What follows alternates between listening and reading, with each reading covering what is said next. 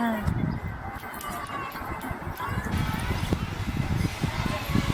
Ito naman tatay.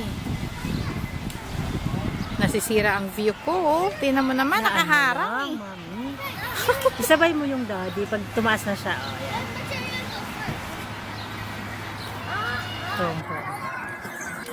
Kuya, hayaan mo lang Kuya Ilay. Gusto niya siguro mag-ano, Kuya, ilahim. do his own.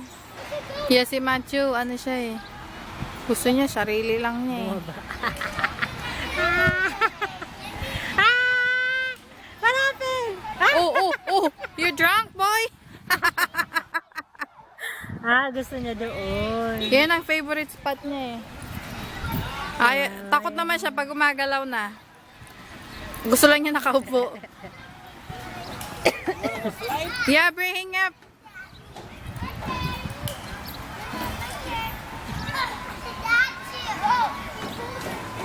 Go!